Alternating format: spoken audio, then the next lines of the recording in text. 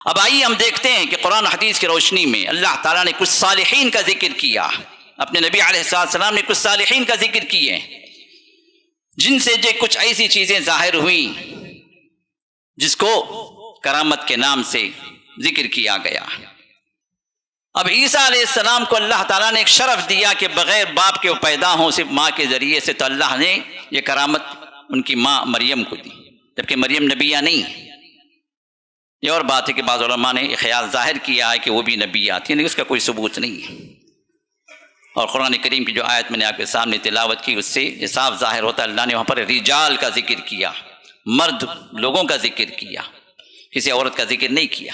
ہاں البتہ بعض خواتین کا شرف اللہ کے رسول صلی اللہ علیہ وسلم نے بتایا ہے، جیسے مریم علیہ السلام کا شرف ہے، شرف والی جو خواتین ہیں، تمام خواتین کے اندر باکمال جو خواتین جن کو اللہ نے پیدا کیا، رسول اللہ نے ذکر کیا، مریم کا بھی، آسیہ جو فرعون کی بیوی جو ایمان والی تھی ان کا ذکر کیا، حضرت عائشہ کا ذکر کیا، خدیجہ کا ذکر کیا، الفاطمہ کا ذکر کیا، یہ کمال والی شرف والی خواتین۔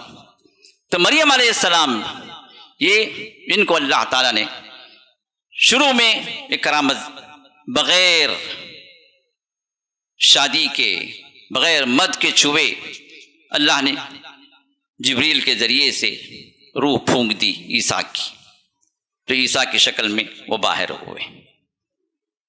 اور قرآن سورۃ مریم کے اندر پورا 2 صفحے پورا رکوع اللہ نے اس سلسلے میں ظاہر کیا، نازل کیا، اور مریم کا نام بھی اللہ نے سورت کا رکھ دیا، سورۃ مریم۔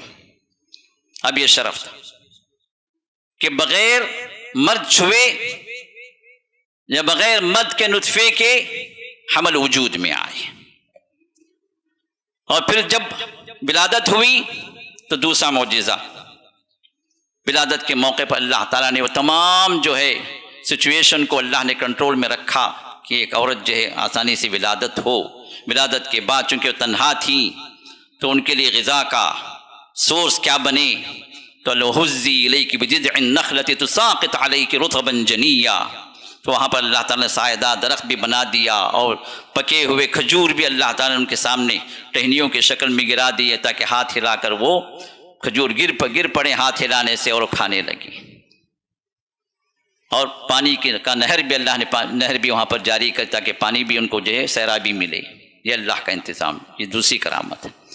اور تیسری کرامت جب واپس آئے تو تہمت لگی، یہ پتہ نہیں کس کے ساتھ منہ کالا کر کے آئی ہے بچے کو لے کر۔ قوم کے اندر بڑے بڑے بہتان الزامات ان پر لگائے گئے قوم والوں نے۔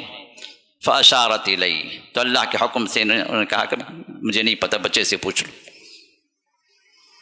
تو بچے کو اللہ نے بولنے رکھ دیا۔ تو عیسیٰ علیہ السلام فی المہد صبیہ، ابھی گہوارے میں ہیں اور شیرخوار بچے ہیں، بولنے لگے۔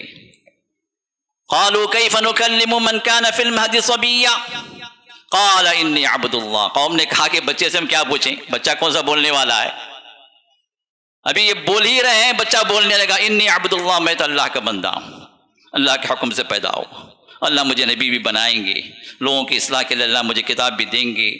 پھر یہ معجزہ ظاہر ہو۔ تو یہ بھی عیسیٰ کا بولنا حقیقت میں نبی کا معجزہ تھا، لیکن اس وقت عیسیٰ نبی نہیں تھے، لیکن مریم کی کرامت تھی۔ تو 3 کرامتیں اللہ تعالیٰ نے مریم علیہ السلام کے سلسلے میں اپنے کلام پاک کے اندر ذکر کیا۔